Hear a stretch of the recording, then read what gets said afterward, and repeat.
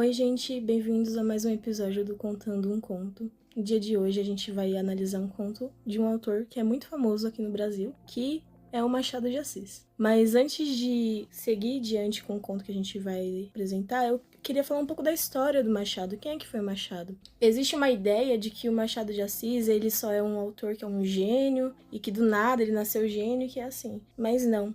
A gente tem que entender o contexto da sociedade que o autor vivia e o contexto da própria história dele, né? Machado de Assis, ele nasceu num tempo em que a escravatura ainda fazia parte da sociedade, não tinha lançado a Lei Áurea ainda, e no século XIX, onde todas as classes sociais eram totalmente fechadinhas, cada um ficava no seu grupinho da sua hierarquia. Os dominantes ficavam em cima e as classes mais baixas e as subclasses, que são os escravos, os povos originários. E o Machado de Assis, ele é de origem negra, ele enfrentou desde cedo obstáculos que limitavam o acesso à educação, à circulação social e reconhecimento. Além disso, ele tinha problemas de saúde, como gagueira, ele tinha crises epilépticas que acabaram contribuindo para o isolamento dele. E esse isolamento dele fez com que ele se tornasse uma pessoa mais observadora. Se tornando uma pessoa observadora, ele via muito bem as máscaras sociais da sociedade. Ele analisava bem como é que cada pessoa performava, como cada pessoa se portava.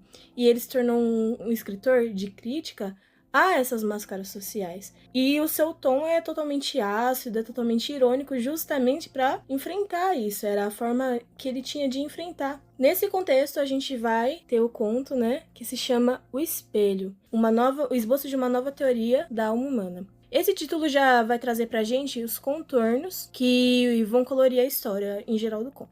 Em primeiro momento, a gente tem um debate entre 4 ou 5 homens, como é colocado no texto. É nesse contexto que, em 1882, o autor publicou na revista Gazeta um conto chamado O Espelho, esboço de uma nova teoria para a alma humana. Esse título já dá pra gente pistas e contornos de como que a história vai se seguir. Guardem bem esse título, guardem bem a imagem do espelho, já criem na cabeça de vocês, porque vai ser muito importante para a nossa análise no geral. A história se passa no Morro de Santa Teresa, em uma casinha isoladinha, num morro, e temos 5 ou 4 homens que se reúnem para debater sobre os problemas do universo. Essa é a história em geral, essa é a história superficial, mas a gente vai destrinchar um pouco mais de como isso acontece. A primeira cena ela é ambientada por um narrador, que a gente sabe que ele não é parte ali da história, ele não é personagem. Ele é um narrador meio ácido, meio irônico, e ele estabelece 2 planos diferentes que se relacionam com o contexto social, o falar e o fazer. Porque, querendo ou não, esses 4 ou 5 homens que estão debatendo sobre os problemas do universo, eles acham que estão resolvendo o grande problema do mundo. Na verdade, eles são pessoas ricas, são pessoas que não lidam diretamente com os problemas que a sociedade de verdade estava enfrentando na época. O Segundo Império estava sendo desmantelado, a escravatura ainda existia, então a gente tem uma dicotomia, uma diferença entre pessoas que enfrentam realmente problemas na sociedade e a galera rica que tá discutindo sobre isso e acha que tá fazendo uma grande coisa, né? Que é uma coisa que acontece até hoje, se a gente for parar pra pensar. E a gente pode perceber como que esse narrador faz isso no seguinte trecho. Entre a cidade, com as suas agitações e aventuranças, o céu que as estrelas pestanejavam, através de uma atmosfera límpida e sossegada, estavam os nossos 4 ou 5 investigadores de coisas metafísicas, resolvendo amigavelmente os mais árduos problemas do universo. Chega a ser engraçado, né, gente? Os 4 personagens que são apresentados inicialmente, a gente sabe que são homens que se encaixam nas características de um 5º homem que a gente não sabe se é um homem ou não é. É assim que o texto descreve pra gente.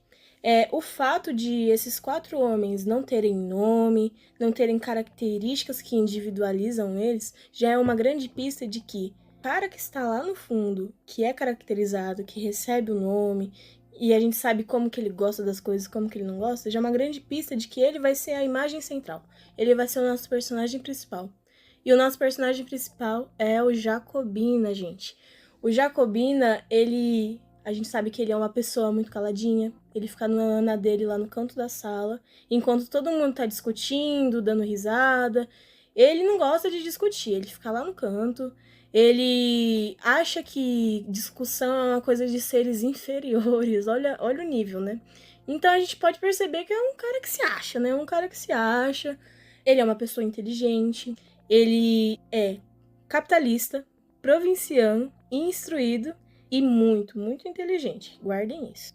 Ele é o único personagem que é caracterizado.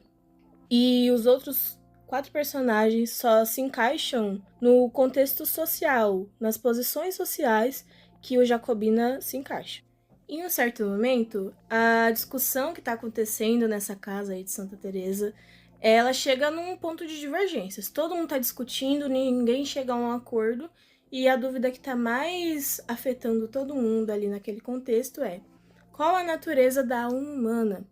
Essa pergunta é a chave que vai ditar toda a história do nosso texto. É ela que vai ser o ponto central. Vai trazer pra gente a história que está por trás da história superficial que o Machado de Assis quer trazer pra gente. Então, guardei muito bem essa indagação. Qual é a natureza da alma humana? Então, depois de muita insistência dos outros 4 homens falando pro Jacobina, Jacobina fala, homem, Jacobina discute com a gente quer entender, porque a gente sabe que você é uma pessoa muito inteligente. Ele se propõe a falar, ele diz que tem uma proposta, já que ninguém chegou a um acordo. Ele fala, então, eu vou falar, porém ninguém vai discutir comigo. Eu vou falar sozinho, vocês só ouvem. Ninguém vai discutir comigo. Essa atitude dele, a gente chama de uma descrição reflexo. As atitudes do personagem, elas mostram pra gente como que é o caráter dele. Quando o personagem dita assim, que ele só quer falar e não quer ter discussões, não tem ninguém à altura dele pra discutir com ele, a gente percebe que ele é uma pessoa totalmente autoritária, uma pessoa que não quer ser ouvida e que condiz muito bem com a posição social que ele estava. A gente vai ver mais pra frente que o Jacobina, ele tem uma posição, um cargo alto militar, né? Então, isso dita muito como que a sociedade da época vivia. Dita muito como as atitudes das pessoas da época eram. E quando o autor faz isso, ele traz pra gente, mais uma vez, uma revelação das máscaras sociais. Então, depois de muita insistência, Jacobina fala, que não sei o que, ele fica de graça, né? Aí, então, ele propõe. E a proposta dele sobre qual a natureza da alma humana é que, na verdade, a alma humana é dividida em 2 partes. A primeira parte é a alma interior. É o que a gente tem dentro da gente, aquilo que alimenta a gente e o que é colocado para fora. Seja coisas que a gente gosta, o nosso caráter, as nossas convicções que foram aprendidas desde cedo, desde criança. Tudo isso que vem de fora e a gente coloca pro externo. As outras pessoas recebem isso. São as suas afeições, são os seus valores e o externo recebe isso. E a segunda parte é o que vem de fora para dentro. Então são os aprendizados da natureza, tipo, você é uma pessoa que cresceu no campo, então você vai saber como que cuida de um bodezinho, como que cuida de uma cabrinha. Vão ser valores sobre o interior que vão, querendo ou não, integrar o seu caráter por dentro. São, tipo, os seus amores. Então, eu sou apaixonada, sou uma pessoa muito apaixonada. E isso vem uma coisa de fora que vem para dentro. E ele propõe também que as coisas que alimentam a alma interior que vem de fora pode ser qualquer coisa. Pode ser uma música, pode ser um brinquedo, pode ser, sei lá, uma garrafinha de água, pode ser qualquer coisa.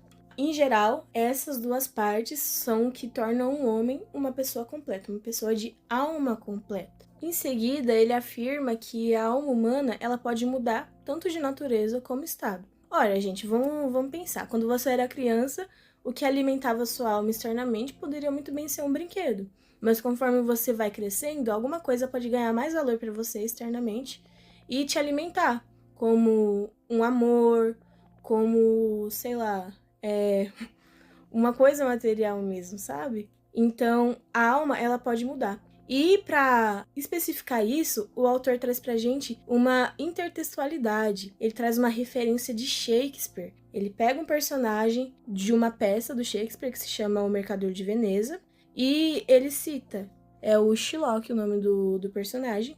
É um judeu que ele está conversando com esse mercador e ele fala que ele perdeu tudo. E ele perdeu seus ducados, né? Que era o que alimentava a alma dele. Os ducados, tipo, perder isso era a mesma coisa que morrer. Então aqui a gente tem um tema muito central de que se a alma humana perde a parte exterior dela, era como se ela tivesse morrido, ela não é completa. E a gente vê isso atravessando todo o conto.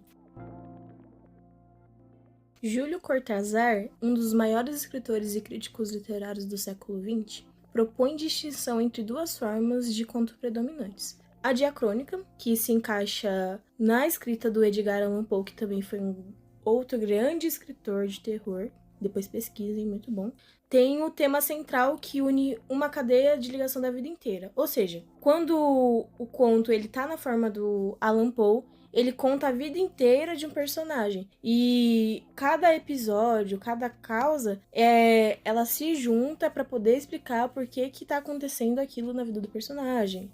Atravessa a vida inteira dele. E a outra forma do conto que existe é a forma do Chekhov, que é uma forma sincrônica. Ela faz que o leitor preencha os espaços vazios da vida do personagem. Enquanto no Allan Poe já tá tudo dado, já tem causa e consequência, a gente sabe que se fulaninho tá solteiro agora é porque ele traiu ciclano no passado. No Chekhov é totalmente diferente. Ele coloca pra gente que a forma do conto é você, o próprio leitor que preenche com as suas próprias experiências de vida. Então, imagine um castelo e uma princesa. Você vai imaginar essas duas coisas vão estar dadas no conto e você vai preenchendo. Não, mas é porque a princesa ela foi colocada lá porque ela foi amaldiçoada e agora ela vive nesse castelo. Tá vendo a diferença de participação do leitor e do texto em si, a interação do leitor com o texto? Por que eu tô falando isso? Quando o Júlio Cortázar propõe que o conto tem duas formas, a gente também entra num outro teórico que se chama Ricardo Piglia, de que o conto tem duas histórias. O Espelho é um conto de duas histórias. A primeira história superficial é o debate da galera lá na sala. E a história que está por trás é de como o Jacobina se transformou numa pessoa que não é certamente um homem. É isso que a gente tá analisando aqui. Como que ele não é mais um homem. E como que isso se atrela à sociedade e às máscaras sociais em si. Como que esse percurso gerou essa consequência. Então, nesse sentido, o conto O Espelho se encaixa na forma do conto do Edgar Allan Poe, porque a gente vai ver aqui causas e consequências da vida do Jacobina. Lembra lá no começo, quando ele estava explicando que a alma tem duas partes e tudo mais? E ele fala que a alma, ela não é imutável, né? Ela pode mudar a qualquer momento. Quando você é criança, você pode se alimentar de alguma coisa. E quando você fica mais velho, você pode alimentar a sua alma externa de outra forma. Outra coisa que eu gostaria de frisar é que perder a parte da alma externa é como morrer. Perder uma parte da alma externa é perder a sua vida. Frisem isso. Para exemplificar, ele vai dar um exemplo da própria vida dele. A gente vai ver agora o Jacobina jovem, com seus 25 anos, e a gente vai ver, então, as causas que transformaram ele nessa consequência do que ele é hoje. Uma pessoa que não escuta ninguém, uma pessoa que não gosta de discutir e que tá ali reizinho na sua posição social. Quando o Jacobina era jovem, ali com seus 25 anos, ele era pobrinho, ele era de uma origem pobre. Ele ganha um cargo, ele consegue passar para um cargo de alferes, que é o porta-bandeira da Guarda Nacional. É bom a gente salientar que essa patente é uma patente alta, de grande prestígio. Ela só fica a um cargo abaixo da patente mais alta do Exército. Essa transição social afetou diretamente a forma como as pessoas tratavam o Jacobina. Como ele era uma pessoa pobre, ele estava acostumado com a pobreza, ele era só mais um Zé. E quando ele ganha essa posição social, não sei se é algo propriamente do Jacobina de perceber isso, porque a gente tem que ver isso. Quando o Jacobina começa a contar a história, o narrador muda. A gente não tá mais com aquele narrador ácido e irônico que julgava a sociedade. Agora a gente está tendo um narrador personagem, ou seja, essa história tem dois narradores. Quando a gente tem dois narradores, nem todas as informações estão muito certas. A gente tem que ver isso, que nem Dom Casmurro. A gente não pode acreditar totalmente no Bentinho falando que a Capitu traiu ele. Até porque a gente tá vendo isso da perspectiva do próprio personagem. vantagem. Então, quando o Jacobina muda de classe social, ele percebe que as pessoas tratam ele muito melhor, ele percebe que outras pessoas ficam com muita inveja, e nessa bajulação, nessa inveja toda, ele vai quebrando como ele era como pessoa. Antes ele era uma pessoa pobrinha, que tinha seus próprios valores, se alimentava de coisas do campo, da natureza, de coisas simples, e agora ele se alimenta totalmente dos elogios das outras pessoas. Ele vive de bajulação, e acaba que em um certo momento isso vai ser o que vai alimentar a sua alma externa. Lembra que perder o que alimenta a sua alma externa é perder a si mesmo, é querer morrer.